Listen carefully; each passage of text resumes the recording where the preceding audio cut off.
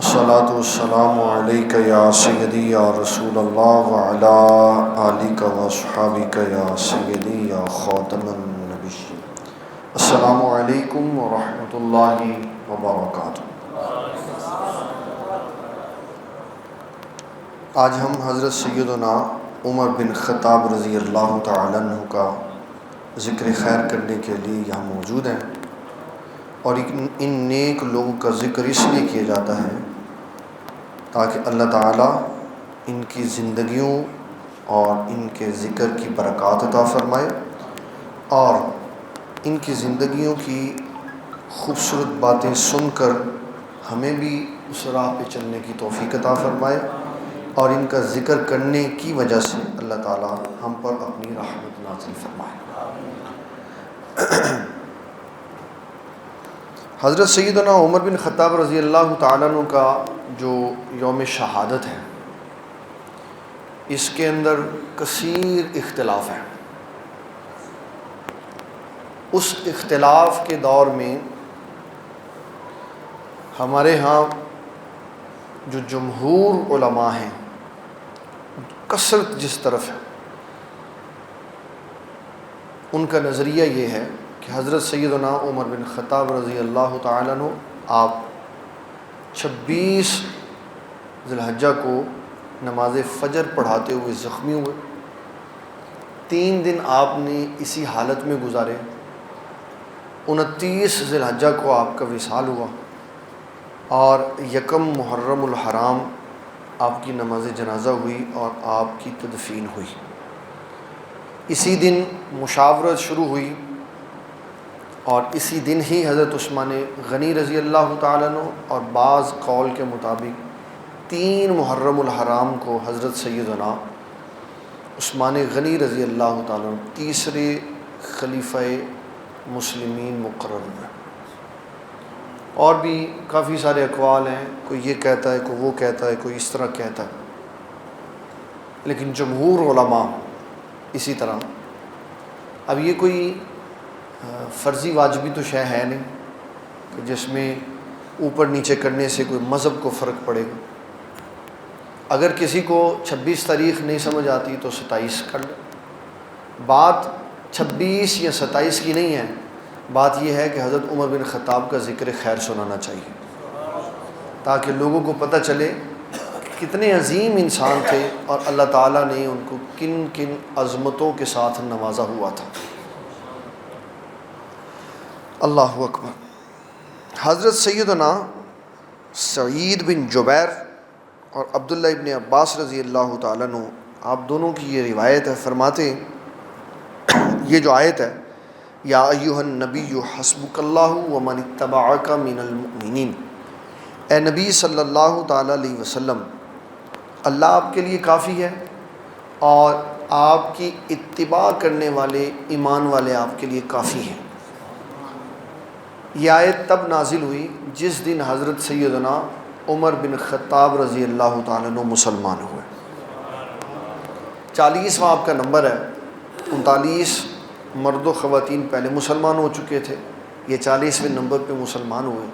تو اللہ تعالیٰ نے اس موقع پر یہ آیت مبارکہ نازل فرمائی کہ میرے حبیب صلی اللہ علیہ وسلم، میں بھی کافی ہوں اور ایمان والے بھی کافی ہیں۔ اور ایک روایت میں یہ بھی آیا ہے کہ یہ بدر کے مقام پہ آیت اتری تھی۔ اللہ تعالیٰ فرماتا ہے میرے حبیب صلی اللہ علیہ وسلم، آپ جو بار بار دعائیں فرما رہے ہیں تو اب گھبرائیں نہیں، میں بھی کافر ہوں، ایمان والے بھی کافی ہیں۔ ان واقعات سے یہ بات سمجھ آتی ہے کہ اس آیت کا شان نزول اور ہے، اور جس آیت میں یہ کہا گیا فَقُلْ حَسْبِيَ اللَّهُ، میرے لیے اللہ ہی کافی ہے، اس آیت کا شان نزول اور ہے۔ اپنے دروازے کے اوپر یہ سلوگن بنا کے لکھ لینا مجھے اللہ ہی کافی ہے اور مجھے کسی کی ضرورت نہیں ہے، اور دکان کے باہر یہ لکھ کے لگا دینا کہ مجھے کسی کی ضرورت نہیں ہے، تو ضرورت ہے دکان کی تو بیٹھا ہوا ہے نا دکان پہ، دکان کی ضرورت ہے تو دکان پہ بیٹھا ہوا نا۔ اگر ضرورت نہ ہوتی اللہ کے علاوہ کسی شے کی تو نکل جاتا جنگل میں سارے کپڑے شپڑے اتار کے، اور وہاں جا کے درختوں کے پتوں سے اپنے کپڑے ڈھانپتا جسم ڈانپتا اور پھل کھاتا اور کہتا مجھے اللہ کے علاوہ کسی کی ضرورت نہیں. اللہ تعالیٰ نے یہ دنیا بنائی ہے اسباب کے تحت. اس کے اندر ہر زندہ بندے کو اسباب کی ضرورت ہے. زندہ بندے کو اسباب کی ضرورت ہے. معاشرے کو چلانے کے لیے اسباب کی ضرورت ہے, افراد کی ضرورت ہے. اللہ تبارک و تعالیٰ جل جلالہ انبیاء کا ذکر کرتے ہوئے یہ کہتا ہے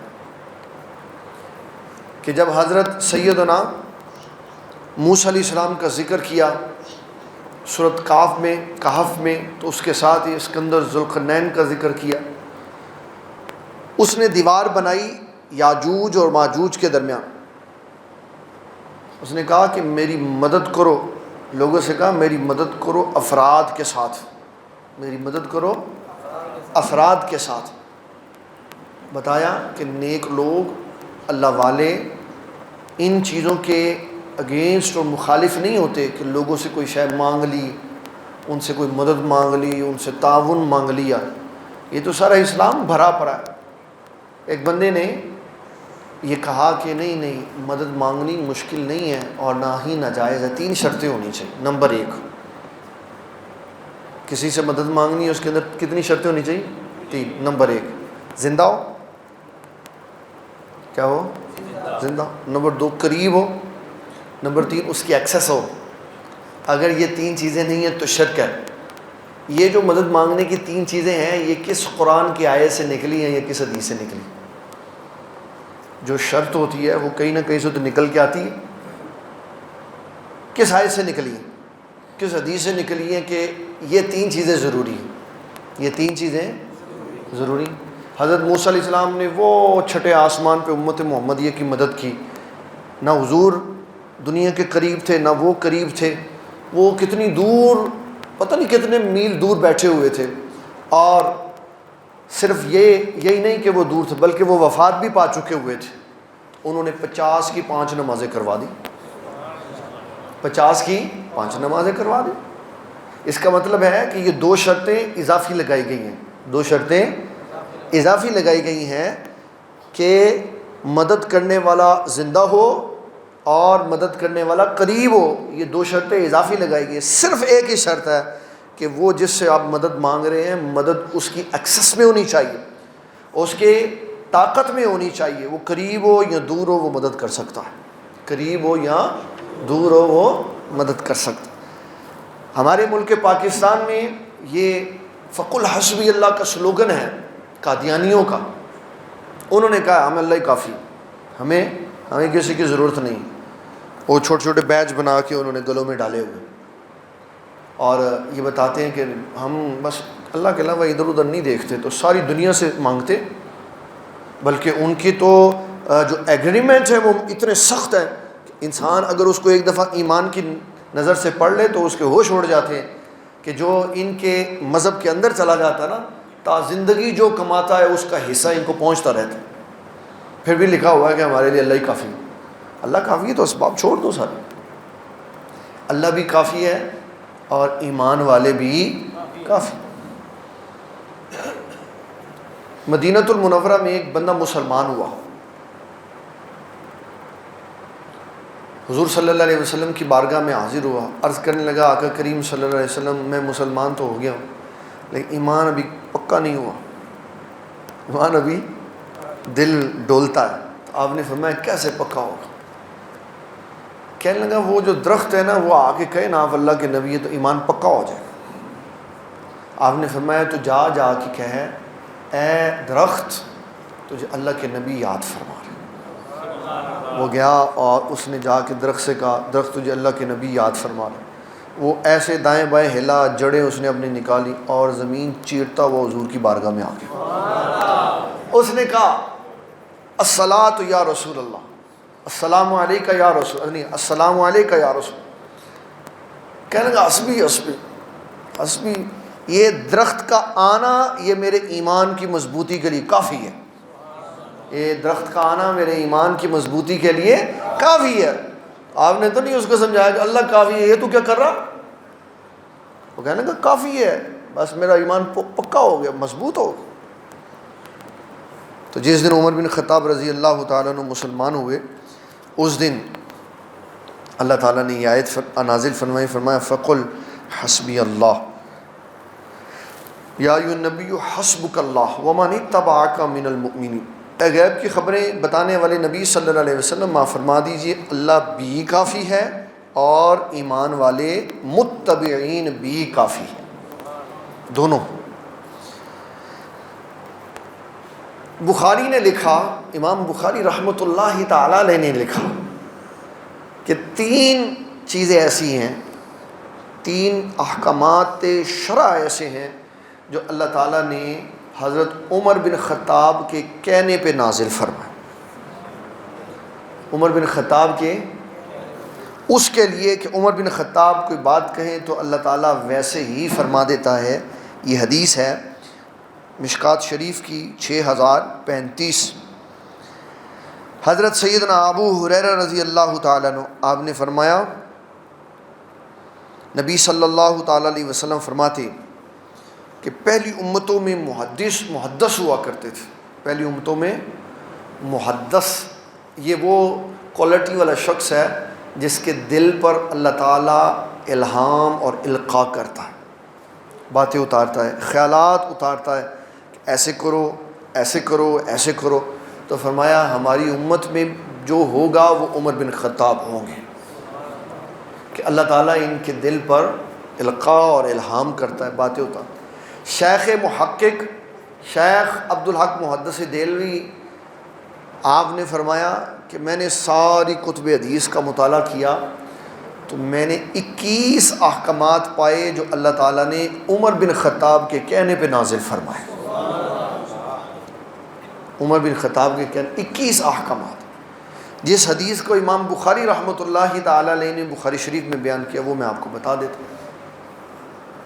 امام بخاری رحمۃ اللہ تعالیٰ علیہ فرماتے ہیں وافقت ربی فی ثلاث، وافقت ربی فی ثلاث، میں موافق ہوا اپنے رب کے 3 کاموں۔ یہ ادباً انہوں نے کہا، یہ کیا کہا ہے؟ یعنی موافقت یہ ہوتی ہے کہ کوئی پہلے ہو تو پھر دوسرا جو بعد میں آئے وہ پہلے کا موافق ہے، وہ پہلے کا موافق ہے۔ لیکن یہ کام پہلے حضرت عمر بن خطاب نے چاہے تو اللہ نے بعد میں حکم نازل فرمایا۔ ہونا تو جملہ یہ چاہیے تھا کہ 3 کام ایسے ہیں جو میں نے جیسے چاہے نا ویسے رب نے نازل فرمائے، لیکن ادب کو ملحوظ خاطر رکھتے ہوئے اپنے آپ کو آگے نہیں کیا، بلکہ یہ کہا کہ 3 کام ایسے ہیں جو میرا رب چاہتا تھا میں بھی وہی چاہتا تھا۔ یہ ہے ادب، یہ ہے ادب کہ جب بھی کوئی بات ہو تو بڑوں کو، عزت والوں کو آگے کیا جائے، اسی میں عزت ہے، اسی میں عزت ہے۔ ان 3 کاموں میں ایک آیت پردہ، ایک آیت پردہ، نمبر 2 مصلی کے احکامات کہ مصلی کس جگہ کو بنانا، نمبر 3 بدر کے قیدیوں کا فیصلہ کیا ہونا چاہیے، بدر کے قیدیوں کا فیصلہ کیا ہونا۔ حضرت عمر بن خطاب رضی اللہ تعالیٰ عنہ مدینۃ المنورہ آئے جب ہجرت کر کے، تو آپ نے یہاں ایک تیسری جنس دیکھی۔ مکہ میں 2 جنسیں تھیں، ایک جنس انسانیت کے خوبصورت چشم و چراغ تھے ایمان والے، ان کے مقابلے میں دوسرے سارے کافر تھے۔ یہاں تیسری جنس بھی تھی منافقین کی، جو اوپر سے کلمہ پڑھتے تھے اور اندر سے کافروں کے ساتھ ملے، جن کا ذکر اللہ تعالیٰ نے کہا وَإِذَا لَقُوا الَّذِينَ آمَنُوا قَالُوا آمَنَّا وَإِذَا خَلَوْا إِلَىٰ شَيَاطِينِهِمْ إِنَّا مَعَكُمْ قَالُوا إِنَّا مَعَكُمْ، کہ جب حضور پاک صلی اللہ علیہ وسلم کی بارگاہ میں آتے تو کہتے ہم تمہارے ساتھ، کہتے آمنا ہم ایمان والے، اور جب اپنے شیطانوں کی طرف علیحدہ ہوتے تو کہتے ہیں ہم تمہارے ساتھ ہیں، ان سے تو مذاق کرتے۔ یہ جو 2 دوہرے پیمانے والے لوگ تھے، کبھی ادھر کبھی ادھر ہو جاتے، یہ تیسری جنس مدینۃ المنورہ میں تھی، مکہ میں نہیں تھی۔ تو یہ آتے حضور پاک صلی اللہ علیہ وسلم کی بارگاہ میں، تو ازواج میں سے کوئی گزرتا وہاں سے، قریب سے پردہ نہیں تھا اس وقت، تو ادھر حضور کو دیکھتے تو گزرتا ہوا دیکھتے ایسے۔ یہ تصوف کا ایک بڑا مضبوط شعبہ ہے، جب انسان اپنے شیخ کی بارگاہ میں جائے نا تو صرف شیخ کو دیکھے، دائیں بائیں نہ دیکھے، یہ حدیث سے ثابت ہے۔ صحابہ اکرام کبھی بھی حضور پاک صلی اللہ علیہ وسلم کے علاوہ کسی اور کو نہیں دیکھتے تھے، ایسے ٹک ٹکی باندھ کے دیکھتے، اور جب نبی صلی اللہ علیہ وسلم ان کی طرف دیکھتے تو آپ صلی اللہ علیہ وسلم کی آنکھوں کی نورانیت کی وجہ سے آنکھیں جھک جاتی تھیں، پھر دیکھتے کہ حضور نہیں دیکھ رہے تو پھر دیکھنا شروع کر دیتے۔ تو شیخ کے ساتھ تعلق، محبت اور نسبت ایسی ہو کہ جب اس کو دیکھیں تو صرف بس اسی کو دیکھیں، شیخ کو دیکھیں تو پھر اس کا وظیفہ کرنا پڑتا ہے، اپنے مرشد کے خیال کو مضبوط کرنے کے لیے اس کی غیر موجودگی میں اس کا تصور باندھنا پڑتا ہے۔ جب تصور پختہ ہو جاتا ہے، شیخ کے علاوہ کوئی نہیں نظر آتا، پھر وہ یہاں ہو یا دور ہو، اوپر ہو یا نیچے ہو، پھر کوئی فرق نہیں پڑتا، آرام سے 2 لمحے آنکھیں بند کی تو شیخ سے بات کر لی۔ محنت لگتی ہے اس کے لیے، محنت اس کے لیے لگتی ہے۔ اللہ اکبر۔ جب محبت ہوتی ہے نا کسی سے، کسی اللہ والے سے، 2 درجے ہوتے ہیں اس کے۔ جب کسی اللہ والے سے محبت ہوتی ہے تو اس کے 2 درجے ہوتے ہیں۔ پہلے درجے میں تڑپ ہوتی ہے، پہلے درجے میں تڑپ ہوتی ہے، دوسرے درجے میں اطمینان ہوتا ہے۔ اگر اس دونوں درجوں کو دیکھنا ہے تو صدیق اکبر کو دیکھ لیں۔ پہلے درجے میں تڑپ تھی، اتنی تڑپ تھی کہ جب تبلیغ کے لیے نبی صلی اللہ تعالیٰ علیہ وسلم کے ساتھ مکہ کی گلیوں میں نکلے دعوت و تبلیغ کے لیے، مشرکین نے مارا تو اتنی تڑپ تھی، آنکھیں سوجی ہوئی، بے حال ہیں، قبیلے والے اٹھا کے لے گئے۔ جب ہوش آئی تو سب سے پہلے یہ پوچھا کہ بتاؤ حضور کا کیا حال ہے، اور محبت جب منتہی ہو گئی، استقامت آ گئی، استقرار پکڑا گیا، وہ جو شیخ وجود سے باہر تھا وہ وجود کے اندر اس کا تصور چلا گیا، تو پھر جب نبی صلی اللہ علیہ وسلم کا وصال ہوا تو پوری امت کو سہارا دینے والے بھی صدیق اکبر تھے۔ یہ ابتدا اور یہ انتہا ہے، یہ دونوں چیزیں ضروری ہوتی ہیں، پھر جا کے کسی سے قرب ملتا ہے۔ حضرت عمر بن خطاب رضی اللہ تعالیٰ عنہ، آپ نے جب یہ دیکھا کہ یہ اب نئی نئی حرکتیں کرتے ہیں، ادھر بار بار دیکھتے ہیں، تو عرض کی آقا کریم صلی اللہ علیہ وسلم یہ پردہ ہونا چاہیے، خواتین ادھر رہیں اور مرد ادھر رہیں، بیچ میں نہیں ہیں۔ تو نبی صلی اللہ تعالیٰ علیہ وسلم نے ابھی کوئی بات ارشاد نہیں فرمائی تو اللہ تعالیٰ نے پردے کے احکامات نازل فرما دی۔ اس کا مرکز حضرت سیدہ سودا رضی اللہ تعالی عنہا ہے، سب سے خوبصورت، جلالت والی، قدر و منزلت والی، جسامت کے اعتبار سے تھی، تو دور سے چلتی ہوئی نظر آتی تھی۔ تو حضرت عمر بن خطاب نے آتے ہوئے دیکھا کہ یہ کہیں جا رہی ہیں، تو جب آیات پردہ نازل ہوئیں تو پیچھے چلے گئے، دور دیکھا کہ وہ سیدہ سودا ادھر کھڑی ہے، تو ادھر سے ہی آواز دے دی، عرض کرنے لگے کہ اے ام المومنین، آپ گئی تو بغیر حجاب کے، اب واپس آئیں گی تو پردہ کر کے آئیے گا کیونکہ اللہ نے پردہ نازل فرما دی۔ یہ پہلی آیت۔ پھر دوسری آیت کہ جو نماز پڑھنی وہ کس طرف اور کس جگہ کھڑے ہو کے پڑھنی۔ تو حضرت عمر بن خطاب کے دل میں یہ خیال تھا کہ جو مقام ابراہیم ہے نا، وہاں پہ مصلی بچھایا جائے۔ تو اللہ تعالیٰ نے حکم نازل فرمایا وَاتَّخِذُوا مِن مَقَامِ إِبْرَاهِيمَ مُصَلًّى، اے میرے حبیب صلی اللہ علیہ وسلم مقام ابراہیم کو مصلی بنا لیں۔ تیسرا بدر کے قیدی، ان کا کیا کرنا ہے؟ اس میں حضرت عمر بن خطاب رضی اللہ تعالیٰ عنہ کا موقف جو تھا وہ سب سے مضبوط تھا۔ آپ کہتے تھے کہ جتنے قیدی ہیں نا کافروں کے، ان کے مقابلے میں جتنے ان کے ہماری طرف مسلمان ہیں رشتہ دار، سب اپنا اپنا بندہ پکڑیں اور خود چھری چلائیں اس کے گلے پہ، تاکہ پتہ چلے کہ مسلمانوں کے ہاں رشتہ داریاں نہیں چلتی، رسول اللہ سے صرف تعلق چلتا، بس جو حضور کا نہیں وہ ہمارا بھی نہیں۔ اس میں حضرت عمر بن خطاب کے ماموں، حضرت علی کے بھائی، حضرت ابو بکر صدیق کے بیٹے، حضور کے چچا بھی تھے۔ آپ نے جو فیصلہ فرمانا تھا اللہ نے آپ کو اختیار دیا ہوا تھا، آپ نے وہ فیصلہ فرما دیا۔ پھر آپ تشریف لے گئے، رات سوئے نہیں کہ چچا کے کراہنے کی آواز آتی تھی، تو کہا ان کی رسیاں ڈھیلی کر دو، تو پھر باقی ساروں کی بھی کروا دو۔ صبح جب آپ آئے تو آپ نے فرمایا ادھر سے آنکھوں سے آنسو بہہ رہے. فرمایا عمر تیرے دل میں جو خیالات آتے ہیں وہ اللہ کو بڑے پسند ہیں. جو تو چاہتا تھا اللہ بھی وہی چاہتا تھا, لیکن کیونکہ اختیار دیا ہوا تھا. ان میں سے جن کا 4 کا میں نے ذکر کیا, ان میں سے 3 بعد میں مسلمان ہو گئے. بعد میں مسلمان, ان کو چھوڑ دینے میں فائدہ ہوا, ان کی رعایت میں فائدہ ہوا, وہ بعد میں مسلمان ہو. لیکن یہ اختیار تھا حضور صلی اللہ علیہ وسلم کا, آپ جو بھی فیصلہ فرمائیں. تو حضرت سیدنا عمر بن خطاب رضی اللہ تعالیٰ عنہ کے بارے میں شیخ محقق نے فرمایا 21 آیات ہیں جو اللہ تعالیٰ نے سیدنا عمر بن خطاب کے بارے میں, مدارج النبوت میں آپ نے ساری لکھی ہوئی ہیں, تو وہ اس میں پڑھی جا سکتی. اللہ اکبر. جب نماز مغرب ختم ہوئی تو قبلہ حضرت علامہ صاحب نے حضرت عمر بن خطاب کا یہ وصف بیان کیا کہ شیطان آپ کے سائے سے بھاگتا ہے.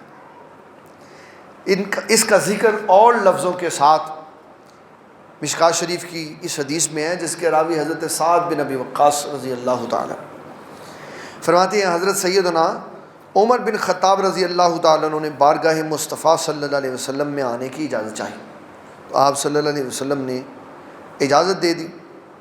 تو حضرت عمر بن خطاب آئے تو جو خواتین پاس تھیں, ازواج ہوں گی اور کچھ علاقے کی خواتین, وہ بڑے اطمینان سے پہلے آپ صلی اللہ علیہ وسلم کے قریب آ رہی تھیں اور گزر رہی تھیں.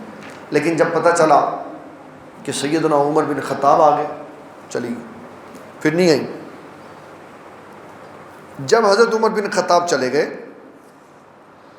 تو آپ نے پوچھا, فرمایا کدھر چلی گئی تھی؟ کہا عمر بن خطاب آ گئے اس لیے ہم چلے گئے. تو مسکرا دیے نبی صلی اللہ علیہ وسلم, فرمایا میرے عمر کی, تم تو عرب کی خواتین ہو, میرے عمر کی تو یہ شان ہے کہ جس راستے سے یہ گزرے شیطان بھی وہ راستہ چھوڑ دیتا, شیطان بھی وہ راستہ چھوڑ دیتا. اس کے بڑے اس کے معنی ہیں کہ شیطان کن معنوں میں راستہ چھوڑ دیتا.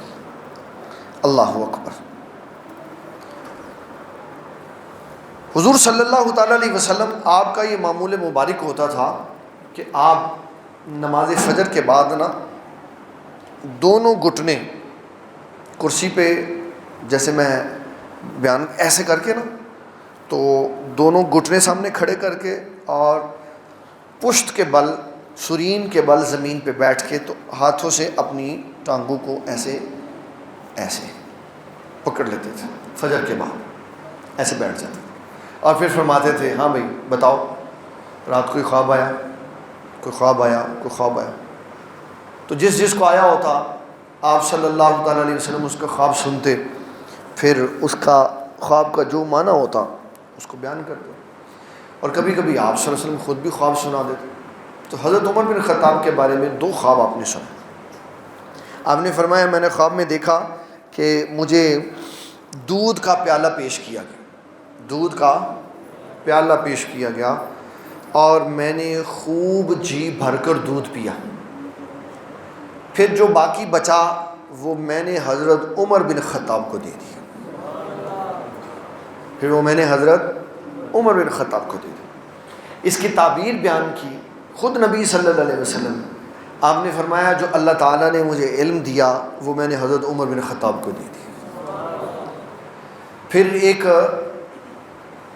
خواب آپ نے یہ بیان فرمایا, بندے میرے سامنے پیش کیے گئے, کسی کی قمیض سینے تک تھی, کسی کی ناف تک تھی, کسی گھٹنے تک تھی. اور عمر بن خطاب جب پیش کیے گئے تو ان کی قمیض بڑی ہی لمبی تھی اور زمین پر گھسٹ رہی تھی.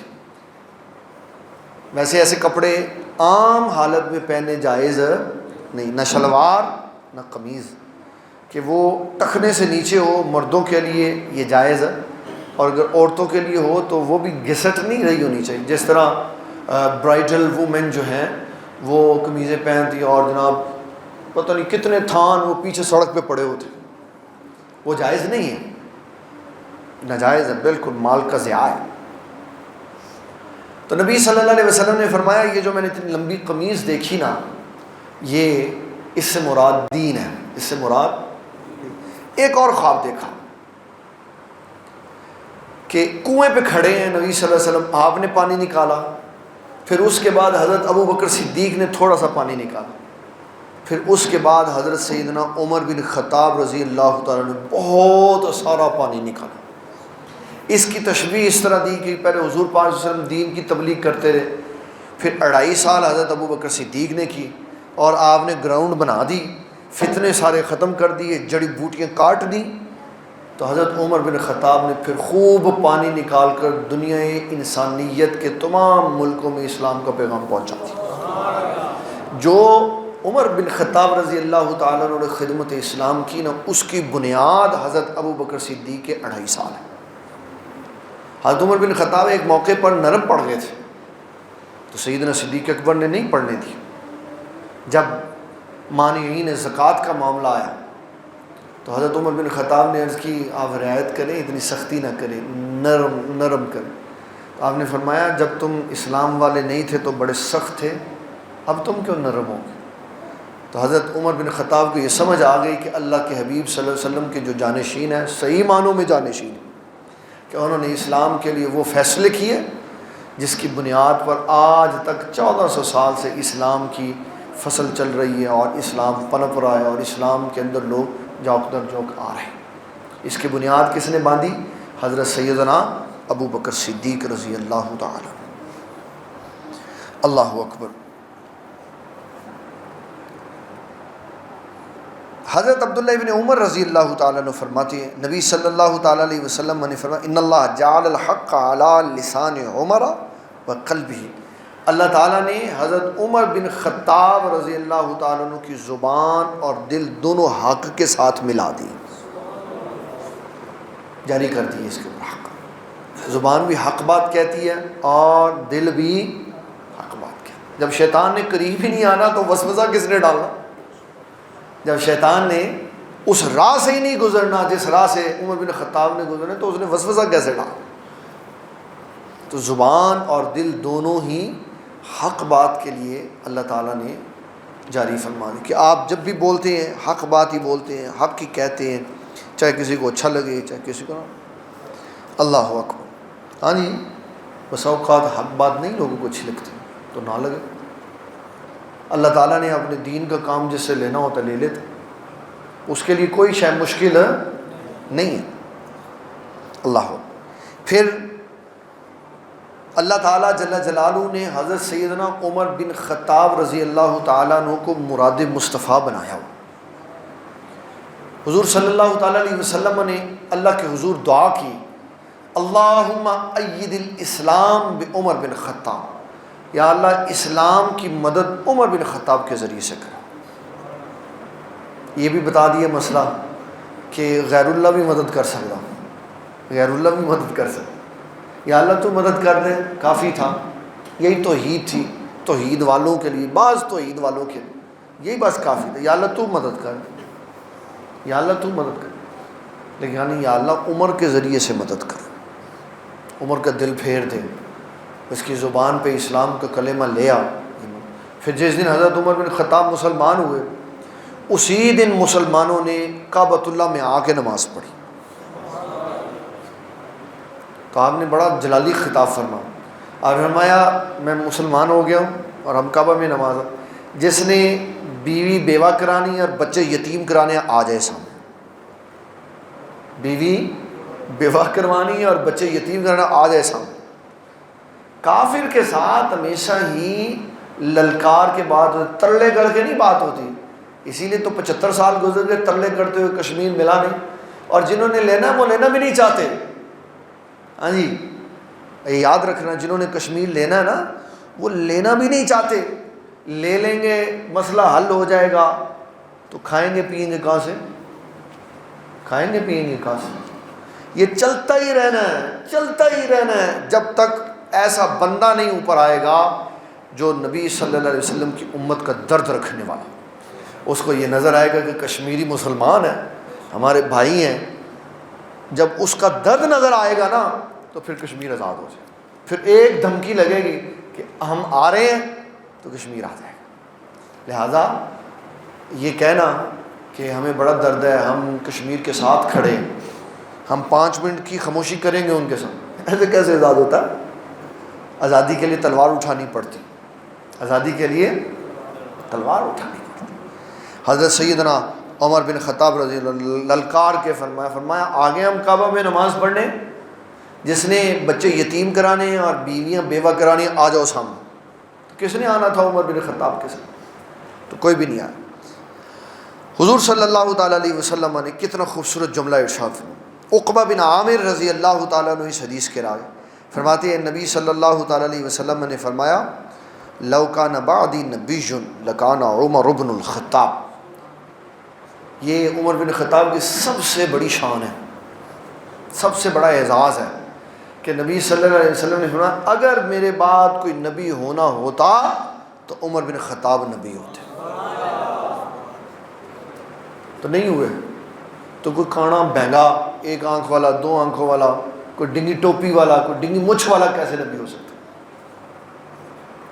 نبوت کا دروازہ بند ہے، تا صبح قیامت کسی نئے نبی نے پیدا نہیں، کسی پرانے نبی نے پیدا نہیں ہو، نہ نئے نے نہ پرانے نے۔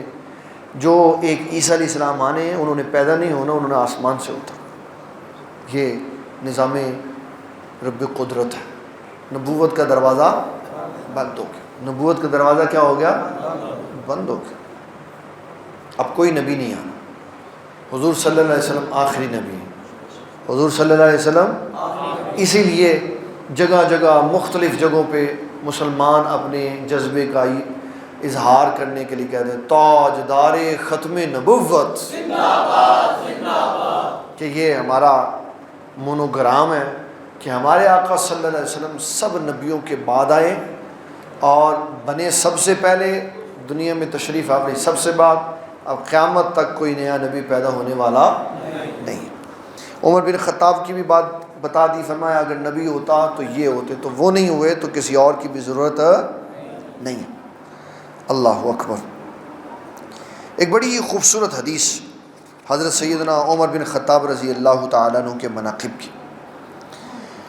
یہ راوی ہیں حضرت سیدنا ابو سعید خدری رضی اللہ تعالیٰ عنہ۔ فرماتے ہیں حضرت عمر بن خطاب رضی اللہ تعالیٰ عنہ کا جو خادم تھا اس کا نام اسلم ہے۔ یہ روایت ہے 6054 نمبر، 6054 نمبر، کہ اسلم جو حضرت عمر بن خطاب کا خادم تھا، بعد میں آپ نے اس کو آزاد کر دیا تھا۔ ریاست کے سارے کاموں میں یہ آپ کے ساتھ چلتا تھا، پروٹوکول نہیں تھا ہوتا۔ حضرت عمر بن خطاب کا کوئی 40 50 60 اونٹ پیچھے، کچھ آگے، کچھ تلواروں والے، کچھ سیکیورٹی والے، کوئی نہیں تھے ہوتے۔ پروٹوکول اسلام میں کوئی نہیں ہے۔ یہ جتنی وی آئی پی شپ ہے نا، اسلام کا اس سے کوئی تعلق نہیں۔ لیکن حفاظت کے لیے اپنے پیسے کے اوپر رکھنا حفاظت کے خلاف بھی نہیں، توکل کے خلاف بھی نہیں۔ جب کسی کو خدشہ ہو کہ مجھے کوئی مار دے گا تو حفاظت کے لیے سیکیورٹی رکھنا یہ اسلام کے خلاف نہیں، یہ یاد رکھیں۔ میں اس لیے عرض کر رہا ہوں، حضور صلی اللہ تعالیٰ علیہ وسلم آپ نے سعد بن ابی وقاص کو دیکھا کہ وہ میرے گھر کے باہر کھڑے ہیں۔ آپ نے فرمایا آپ یہاں کیا کر رہے ہیں؟ کہنے لگے حضور میں خوف محسوس کر رہا تھا کہ کوئی آپ کے آرام میں خلل نہ ڈال دے، تو میں یہاں باہر کھڑا ہو جاتا ہوں خیمے کے، تو میں آپ کی حفاظت کروں۔ تو فرمایا آپ نے اللہ کی بات نہیں سنی؟ واللہ یعصمک من الناس، اللہ فرماتا ہے محبوب میں تو خود آپ کی حفاظت کرتا ہوں، میں تو خود آپ کی حفاظت کرتا ہوں۔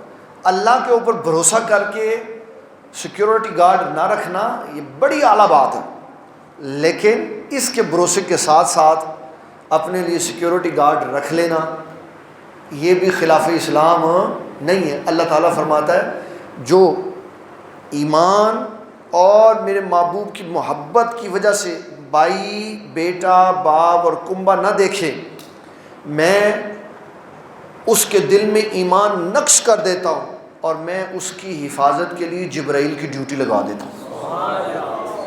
یہ سورۃ مجادلہ کی آخر ایک دو آیات میں سے لا تجد قوما یؤمنون باللہ والیوم الآخر میں لکھا۔ تو اللہ بھی حفاظت کرتا، اب جس کی حفاظت اللہ نہیں کرتا، نہ جبرائیل کرتا، اور اپنے لیے حفاظت کے لیے کوئی بندہ رکھ لیتا تو کوئی پریشان ہونے کی ضرورت نہیں۔ لیکن قوم کے پیسے سے اپنے لیے حفاظت کے بندے نہیں رکھنے جا سکتے، قوم کا مال ہے۔ تو حضرت عمر بن خطاب رضی اللہ تعالیٰ عنہ کے بارے میں اسلم یہ کہنے لگا کہ میں نے حضرت عمر بن خطاب رضی اللہ تعالیٰ عنہ کی تا زندگی یہ روٹین دیکھی، آپ جد و جہد والے انسان تھے، تھکتے نہیں تھے، تھکتے۔ حضرت سیدنا عثمان غنی رضی اللہ تعالیٰ عنہ فرماتے عثمان غنی جد و جہد میں ایسے تھے جیسے حضرت سیدنا سلیمان علیہ السلام ہوتے۔ کہا علی المرتضیٰ سے حضرت عمر بن خطاب نے کہ آؤ اونٹوں کی ذرا گنتی کر رہے ہیں جو ہمارے پاس ہے، دیکھیں کون کس طرح کا۔ چلے گئے باڑے میں اونٹوں کے، تھوڑی دیر کے بعد دھوپ محسوس ہوئی تو حضرت عثمان غنی اور علی المرتضیٰ چھاؤں میں چلے گئے، حضرت عمر بن خطاب وہیں کھڑے رہے، گنتے رہے، سارا کام کرتے رہے۔ تو جب دور سے دیکھا نا تو کہا ان کی شان ہماری امت میں ایسے ہے جیسے حضرت سیدنا سلیمان علیہ السلام ہوتے ہیں، کہ اپنی ریاست کے معاملے میں وہ ہر وقت چست و توانا اور جد و جہد کے ساتھ رہے، تھکتے نہیں تھے۔ اور دوسرا اسلم نے جو حضرت سیدنا عمر بن خطاب رضی اللہ تعالیٰ عنہ کا وصف بیان کیا کہ آپ سخاوت کرنے میں کبھی بھی جھجک محسوس نہیں کرتے تھے۔ ایک تو حاکم وقت تھے، دوسرا اللہ تعالیٰ نے آپ کو یہ وصف دیا ہوا تھا، حاکم بھی تھے اور سخی بھی تھے۔ حاکم ہو سخی ہو تو بتاؤ پھر لوگ بھوکے رہ سکتے؟ ہمارے جو حاکم ہیں یہ تو ڈاکو ہیں، سارے ہی ڈاکو ہیں، ہر ایک کو اپنی جیب بھرنے کی پڑی ہوئی ہے کہ میں اپنی جیب بھر لوں، میں اپنے پیسے بھر لوں، میں یہ کر لوں، میں وہ کر لوں۔ حضرت سیدنا عمر بن خطاب آپ نے جب حضرت ابو بکر صدیق رضی اللہ تعالیٰ عنہ کا نان و نفقہ دیکھا نا تو فرمایا اسی کے مطابق میرا بھی نظام چلے گا۔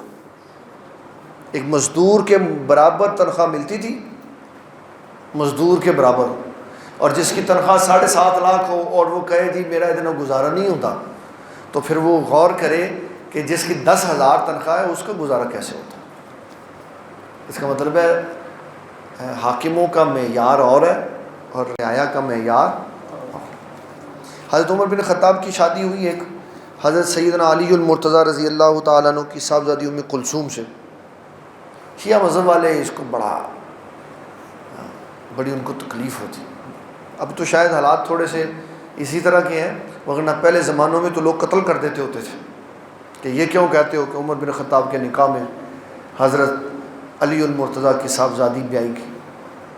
تو ایک صاحبزادی ام کلثوم، ان کے بارے میں ایک بڑا خوبصورت واقعہ لکھا ہوا ہے مورخین نے کہ حضرت عمر بن خطاب نے ایک ڈیلیگیشن بھیجا کسی ملک میں، تحفے بھیجے ساتھ۔ تو انہوں نے پوچھا ام کلثوم نے کہ آپ نے کیا بھیجا ہے؟ فرمایا میں نے یہ بھیجا۔ تو کہا اگر آپ اجازت دیں تو اس بادشاہ کی اہلیہ کو آپ کی نسبت سے میں بھی کچھ بھیج دوں؟ آپ نے فرمایا آپ بھی بھیج دیں۔ تو انہوں نے ایک خوشبو کا شیشی بھیجی خوشبو کی۔ اب وہ بڑے لوگوں کا یہ طرز عمل ہوتا ہے کہ تحفے کے بدلے میں تحفہ بھیجتے ہیں۔ انہوں نے اپنی ریاست کے شان و شوکت حضرت سیدنا عمر بن خطاب رضی اللہ تعالیٰ عنہ کی اہلیہ کے لیے ایک جار بھیجا جس کے اندر ہیرے اور جواہرات تھے۔ اب یہ پرسنل کیا تھا، پرسنل آیا۔ حضرت سیدنا عمر بن خطاب نے گھر میں دیکھا کہ یہ ہیرے جواہرات پڑے ہوئے ہیں، تو آپ نے حضرت ام کلثوم سے پوچھا یہ کہاں سے آئے؟ تو کہنے لگی وہ جو میں نے خوشبو بھیجی تھی اس کے بدلے میں آئے۔ آپ نے کوئی بات نہیں کی، گئے باہر اور حضرت علی المرتضیٰ کو بلا کے لائے، آپ کی صاحبزادی فیصلہ بھی آپ کریں۔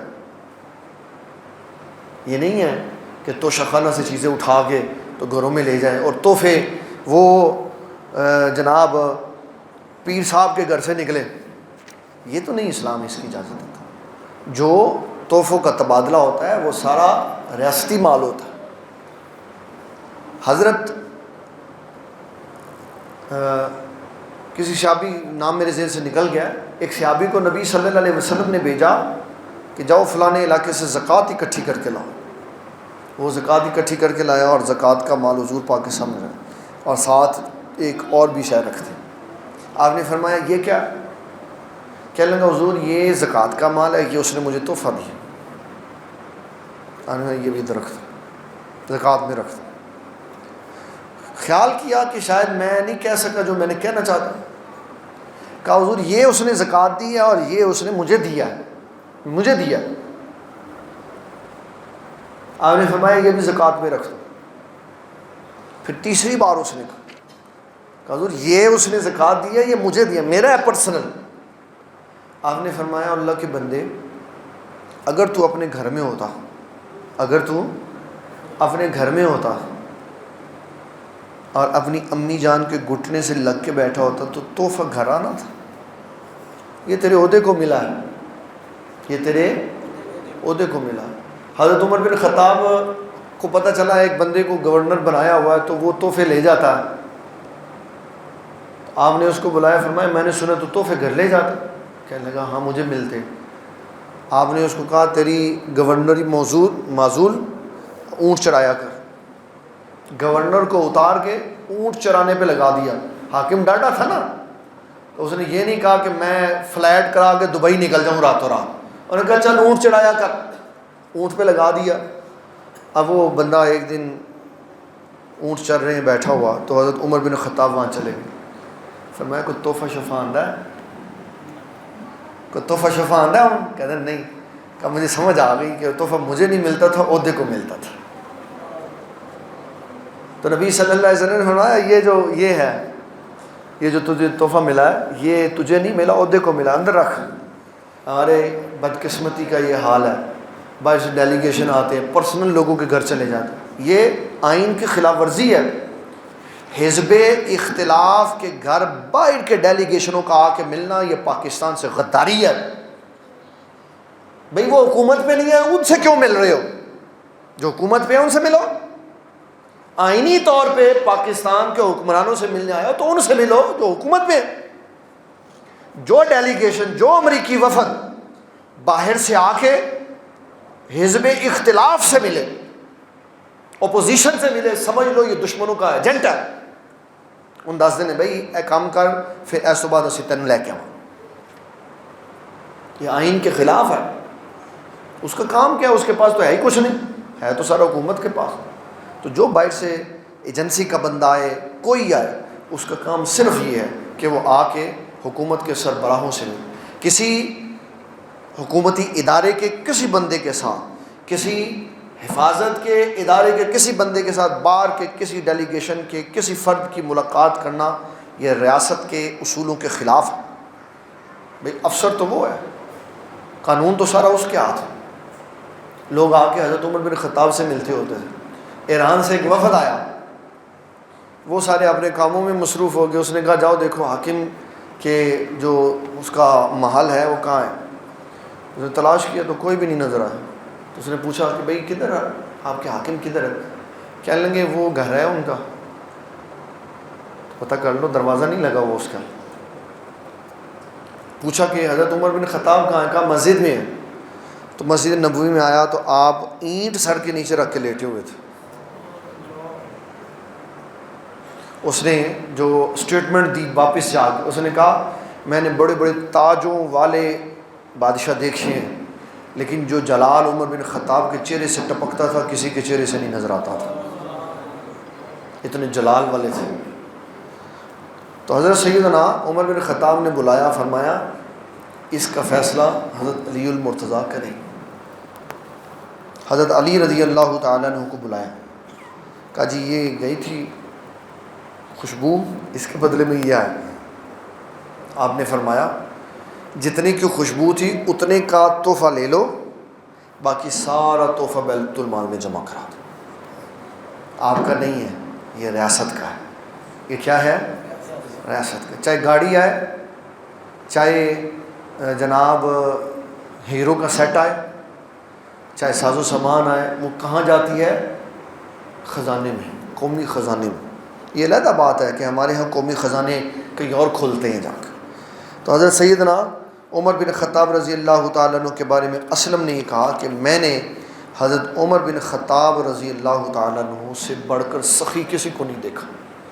آپ نے بھرپور سخاوت کی. حضرت عمر بن خطاب رضی اللہ تعالیٰ عنہ جب زخمی ہو گئے, سننے والی بات ہے, یہ ہے جد و جہد تبلیغ کے لیے. جواد صاحب یہ ہے جد و جہد تبلیغ کے لیے. حضرت عمر بن خطاب زخمی ہو گئے تو ایک بندہ ان کی عیادت کرنے کے لیے ایسے آپ لیٹے ہوئے تھے. پوچھا اس نے کیا حال ہے؟ آپ فرمایا ٹھیک. جب واپس پلٹا نا تو آپ نے اشارہ کیا ادھر تک. بول تو نہیں رہے تھے لیکن اس کو اشارہ کیا, اس کی توجہ کروائی نے, اور پھر اس کے پیر کی طرف اشارہ کیا.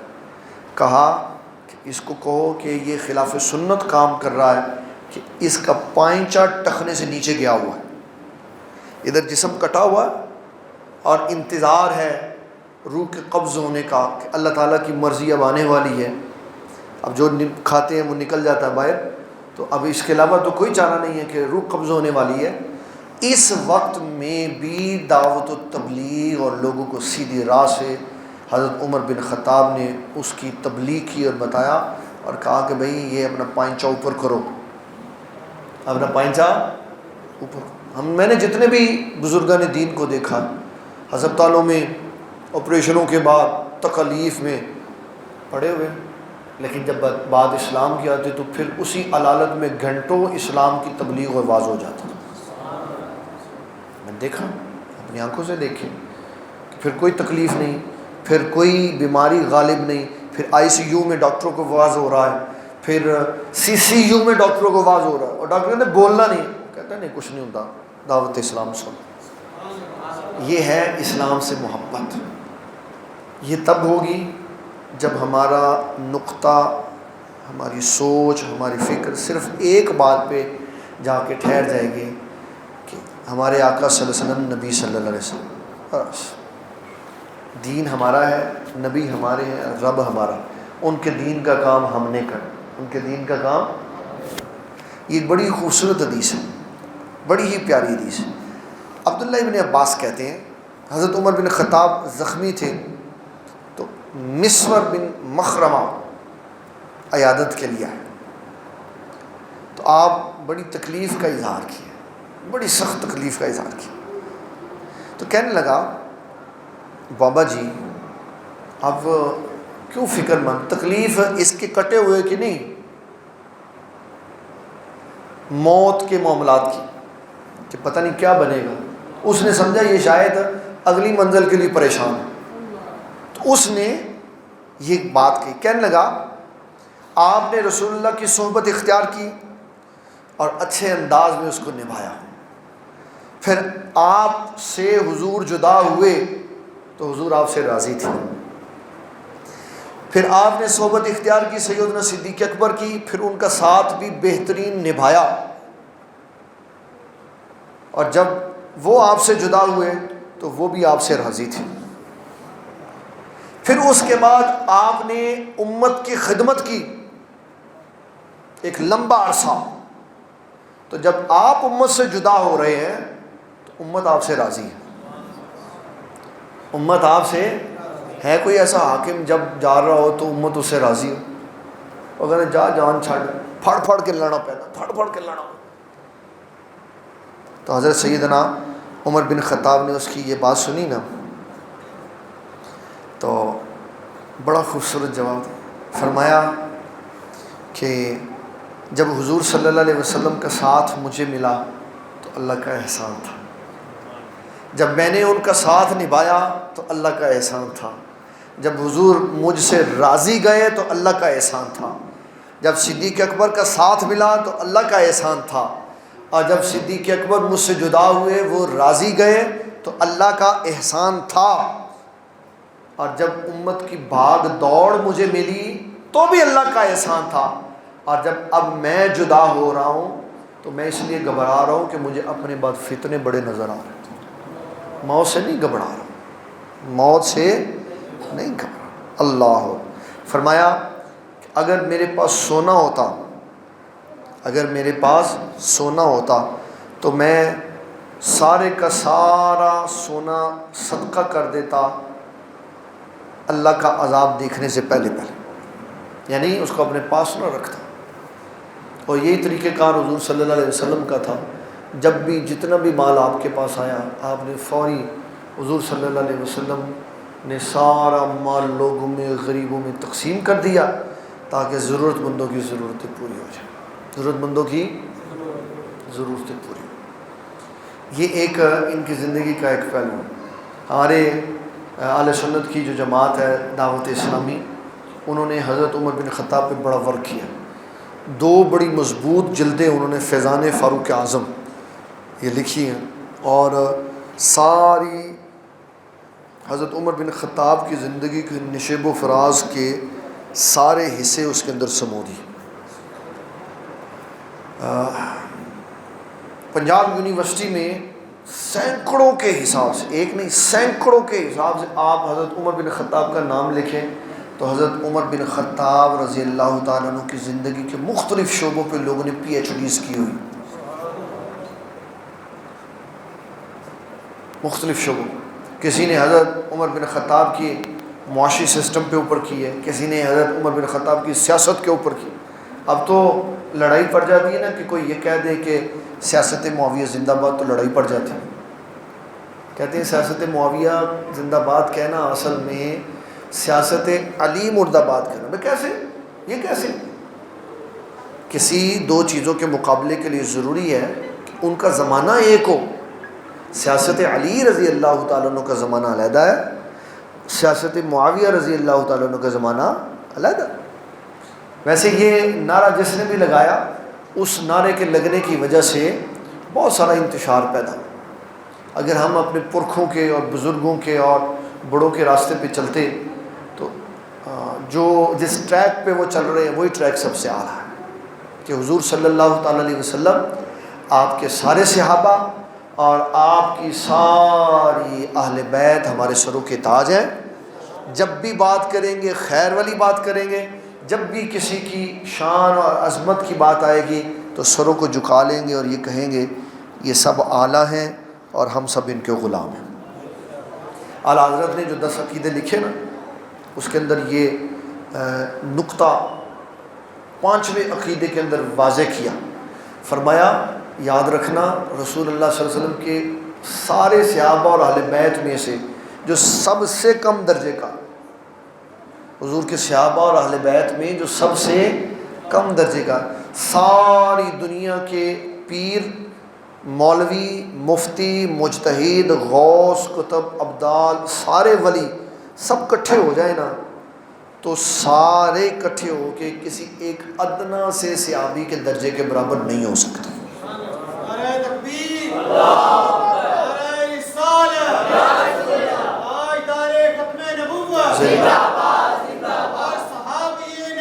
جنتی اس لیے اللہ تعالیٰ نے فرمایا کل وعد اللہ الحسنہ، کہ میں نے ہر ایک کے ساتھ جنت کا وعدہ کیا، ہر ایک کے ساتھ جنت کا وعدہ کیا۔ سارے جنتی، ساری عظیم شانوں والے، سب عظیم شان۔ ایک پھر اعلیٰ حضرت نے اس 5ویں عقیدے کے اندر ایک حدیث لکھی کہ کسی کو یہ وہم نہ ہو کہ نہیں اعمال میں تو وہ زیادہ ہیں لیکن کاموں میں تو ہم زیادہ ہو سکتے ہیں نا۔ کہا نا یہ صفائی بند کر دو۔ کیا لکھا؟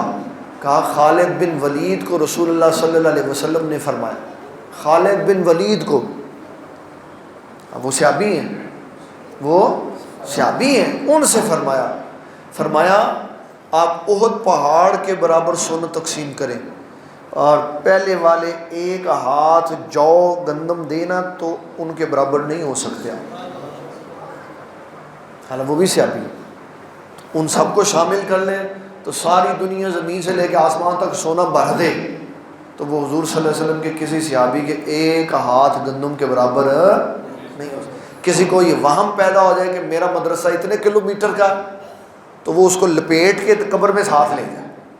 اسلام کو اس کا مدرسہ نہیں چاہیے جس کا عقیدہ درست نہیں ہے، اور عقیدہ یہی ہے کہ حضور صلی اللہ علیہ وسلم کے سارے صحابہ، آپ صلی اللہ علیہ وسلم کی ساری اہل بیت عظیم شان مرتبوں والے، اور کوئی دنیا کا غوث، کتب، ابدال ان کے مرتبوں کے برابر نہیں ہو سکتا۔ یہ حضرت سیدنا عمر بن خطاب ہے، سیدنا عمر بن خطاب بڑے ان کی زندگی کے خوبصورت نشیب و فراز، بڑی محبتیں. حضرت عمر بن خطاب رضی اللہ تعالیٰ عنہ کی بیٹی بیوہ ہو گئی. آپ کی بیٹی بیوہ ہو گئی. احد میں ان کے شوہر شہید ہو گئے. سن رہے ہیں بات؟ حضرت عمر بن خطاب کی بیٹی بیوہ ہو گئی. احد میں ان کے شوہر شہید ہو گئے. اخنس نام تھا ان کا. اخنس تھا یا احنس تھا؟ نہیں، شہید ہو گئے. حضرت عثمان غنی کے پاس آئے، کہنے لگے کہ آپ میری بیٹی سے نکاح کر لیں. آپ نے کوئی نہیں جواب دیا. حضرت سیدنا صدیق اکبر کے پاس گئے، آپ نکاح کر لیں. انہوں نے بھی کوئی نہیں جواب دیا. ان دونوں کی بات حضور پاک صلی اللہ علیہ وسلم سے عرض کی. کہنے لگے حضور میں نے عثمان غنی رضی اللہ عنہ کو بھی کہا، میں نے حضرت سیدنا صدیق اکبر کو بھی کہا، انہوں نے کوئی رسپانس ہی نہیں دیا. تھا یہ کہ میں حضور پاک کو بتاتا ہوں تو آپ کہیں گے. تو نبی صلی اللہ علیہ وسلم نے بڑی خوبصورت بات ارشاد فرمائی. آپ نے فرمایا عمر آپ انتظار کریں. آپ اللہ تعالیٰ عثمان جیسے بندے ہیں اس سے اچھا آپ کی بیٹی کو شوہر دے گا. جیسے عثمان بندے ہیں اس سے اچھا اللہ آپ کی بیٹی کو شوہر دے گا، اور عثمان غنی کو اللہ آپ کی بیٹی سے اعلیٰ بیٹی دے گا. حالات بدلے تو نبی صلی اللہ تعالیٰ علیہ وسلم نے اپنی دوسری بیٹی حضرت عثمان غنی سے بیاہ دی. عمر کی بیٹی سے حضور کی بیٹی اعلیٰ ہے، ادھر بیاہ دی. اور پھر عثمان غنی سے رسول اللہ اعلیٰ ہے. تو جس کے ساتھ حضرت عثمان غنی چاہ رہے تھے، حضرت عمر بن خطاب چاہ رہے تھے عثمان غنی سے ان کا نکاح ہو جائے، تو نبی صلی اللہ علیہ وسلم نے شفقت فرمائی تو آپ نے اپنے نکاح میں ان کو لے لیا. تو وہ عمر کی بیٹی سے ام المومنین حضرت سیدہ حفصہ رضی اللہ تعالیٰ، ایمان والوں کی امی جان. یہ وہی سیدہ حفصہ ہیں جنہوں نے کتنے سال مصحف قرآن کی حفاظت کی، جو حضرت ابو بکر صدیق نے حضرت عمر بن خطاب کے کہنے پہ تیار کروایا. حضرت ابی بن کعب سے وہ حضرت ابو بکر صدیق کے پاس آیا، پھر عمر بن خطاب کے پاس آیا، پھر سیدہ حفصہ کے پاس گیا. پھر جب حضرت عثمان غنی کو قرآن کے نسخے تیار کرنے کی ضرورت پڑی تو سیدہ حفصہ سے وہ مانگ کر اور اس کو دیکھ کر قرآن کے نسخے تیار کیے. تو یہ سارا صحابہ کا آپس میں جو تعلق ہے نا، یہ محبتوں کا تعلق ہے. ایک بڑی ضروری سی میں بات بتاؤں. 18 ذی الحجہ حضرت عثمان غنی کا یوم شہادت ہے. 18 اس دن شہادت ہی کا پروگرام ہونا چاہیے. اس دفعہ بڑے لوگوں نے 18 ذی الحجہ میں جشن عید غدیر منایا. عید، ایک علامہ سے کسی نے سوال کیا، انہوں نے بڑا روح کو ٹھنڈا کر دینے والا جواب دیا. کہنے لگا حضرت جی عید غدیر کی خوشی غلط ہے؟ نہیں. کہا حضرت عثمان غنی رضی اللہ تعالیٰ عنہ کی شہادت کا پروگرام غلط ہے؟ کہا نہیں. کہا نہیں، اس کو ایسے نہ کرو، بلکہ اس کو ایسے سمجھو کہ دو بھائی ہیں، ایک کے گھر میں فوتگی ہوئی ہے، دوسرا شادی کا جشن کر رہا ہے، تو کیا یہ صحیح ہے؟ کہا نہیں یہ نہیں صحیح. تو کہا اسی دن حضرت عثمان غنی کی شہادت ہو رہی ہے، اسی دن عید کا جشن منایا جا رہا ہے، تو بتاؤ پھر یہ کیسے صحیح ہے؟ اس کو کسی اور دن بھی منایا جا سکتا تھا. لہذا یہ جو ہم آگے کی طرف جا رہے ہیں تو قوموں کے اندر خیالات کی تبدیلی سے یہ مسائل پیدا ہو. عید غدیر حضرت علی رضی اللہ تعالیٰ عنہ کی نسبت سے یہ کہنا کہ حضور پاک صلی اللہ علیہ وسلم نے ان کو اس دن یہ بشارت سنائی کہ من کنت مولا ہو فعلی مولا، جس کا میں مولا اس کے علی مولا. تو حضرت عمر بن خطاب رضی اللہ تعالیٰ عنہ نے ان کو مبارک دی، جناب تنو مبارک ہوئے، تو سیدھے ساری امت دے مولا بن گئے. تو یہ دنوں کا فرق رکھ کے سارے پروگرام کرنے چاہیے، تاکہ پتہ چلے اس دن فلانے کی وفات ہوئی، فلانا کام یہ ہے، فلانا یہ ہے، تاکہ اسلام کے اندر فتنے پیدا نہ ہوں۔ اللہ تعالیٰ ہماری عمر بن خطاب رضی اللہ تعالیٰ عنہ کی شان میں جو ہم نے عقیدت کی تھوڑی سی باتیں کی اس کو قبول فرمائے، جو غلطی ہو گئی اس کو معاف فرما دے، اور ہمیں حضرت عثمان غنی، حضرت ابوبکر صدیق، عمر بن خطاب، علی المرتضیٰ رضی اللہ تعالیٰ عنہم کی سیرت پڑھ کے سن کے کوالٹیاں اپنے اندر پیدا کرنے کی اللہ تعالیٰ توفیق عطا فرمائے۔ اللہ تعالیٰ ہماری حاضری قبول منظور فرمائے۔